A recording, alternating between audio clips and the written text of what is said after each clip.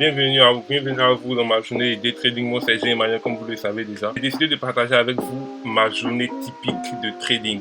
Chaque matin, quand je me réveille, comment est-ce que je prends des positions, comment est-ce que je sors de positions, sachant bien que je suis un débutant. Je prends des positions sur TradingView et c'est les mêmes positions que je prends sur MetaTrader dans mon téléphone. Donc, du coup, il n'y a rien de différent entre ce que je fais sur TradingView et sur MetaTrader.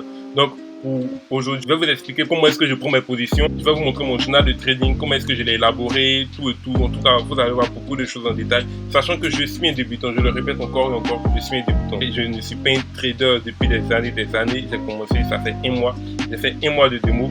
Et après les un mois de démo, j'ai récolté des data que j'ai utilisées pour commencer à trader.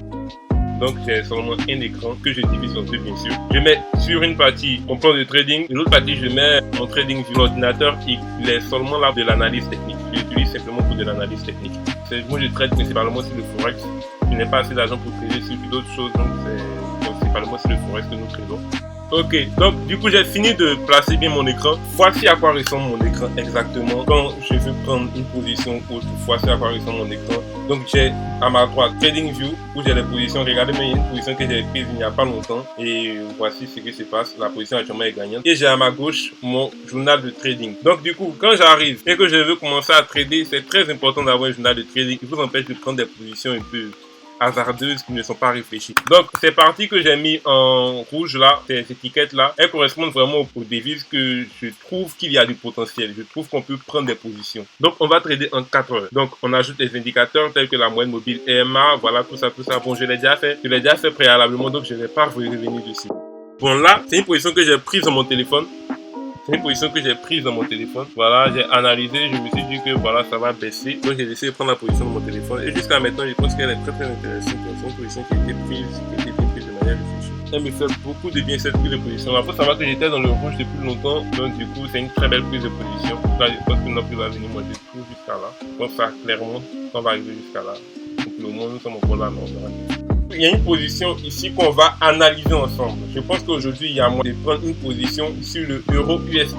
Parce qu'on a rebondi sur notre ZLSMA. Et puis, qu'est-ce qui se passe? Notre ZLSMA ne cherche pas à rentrer dans notre prix. Il cherche plutôt à descendre encore. Donc, ça veut dire qu'ici, il y a moyen de prendre une position. On peut analyser et prendre une position en hausse.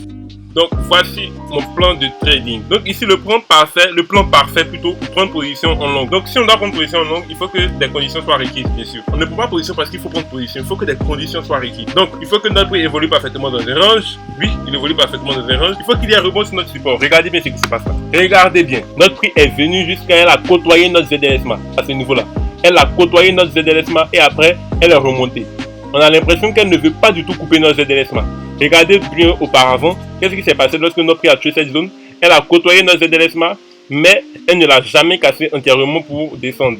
Donc ici on peut analyser et on peut voir que, et on peut se dire que si notre prix monte à ce niveau-là, si notre prix atteint ce niveau-là, je vais prendre une règle pour vous montrer ça. Je vais montrer ça. Voilà, on peut dire que si notre prix atteint ce niveau-là, alors on est garanti qu'il y aura une hausse. Ça c'est clair. Parce que regardez toujours ce qui s'est passé ici. Chaque fois que notre prix atteint ce niveau-là, déjà, on est monté, ça c'est 1. Et puis aussi, ce qui se passe aussi avec notre prix au niveau de la ZLSMA. Mais s'il y a une cassure profonde de notre ZLSMA, alors on va se dire que le prix va partir à la baisse. Vous voyez, c'est comme cela qu'on fait une analyse technique en fait. Donc on dit ici casser notre résistance. Non, il n'y a pas cassé notre résistance, notre support. Donc on peut se poser la question, la moyenne EMA 200 est-elle loin au-dessus de notre prix? Donc on va actualiser la moyenne EMA 200. Donc c'est comme cela qu'on trade en fait. On se fie toujours à notre plan de trading pour prendre des positions. Il faut le respecter à la lettre. Donc on va ajouter la moyenne mobile EMA 200 pour voir ce qui va se passer. Notre moyenne EMA 200 est bien en dessous de notre prix. C'est une bonne chose. Ensuite, on dit la loi de Dow est-elle totalement brisée? La loi de Dow baisse n'a pas encore été brisée. Est-ce qu'il y aura cassé notre pattern prévisible? On le verra par la suite s'il y a eu rebond sur notre ZLSMA ou si notre ZLSMA a été cassé, sachant que je suis un débutant. Je répète encore une fois depuis, je suis un débutant. Et là, je vous montre comment est-ce qu'un débutant prend une prise de position avec son plan de trading. On dit, est-ce qu'il y a un retour dans notre range haussier? Bon, il n'y a pas de range haussier. Est-ce qu'il aura cassé notre pattern prévisible? Non. Donc, il y a 3 de ces affirmations qui ne sont pas encore totalement positives. Donc, on va attendre. Maintenant, on cherche des critères de confirmation. Au moins 2 bougies haussières ou une bougie castle suivie d'une bougie haussière venant engloutir la bougie baissière précédente. Le prix actuel de notre point d'entrée fixé. Et je vais placer mon point d'entrée. Donc, je vais venir placer ça là. Vous dire qu'à ce moment-là, si notre projection passe au vert, alors je pourrais éventuellement prendre une position à la hausse. Donc, qu'est-ce que je vais faire? Lorsque je vois qu'il y a une possibilité de prendre une position, j'écris tout de suite. Je vais ajouter une écriture ici. Voilà. Donc, lorsque notre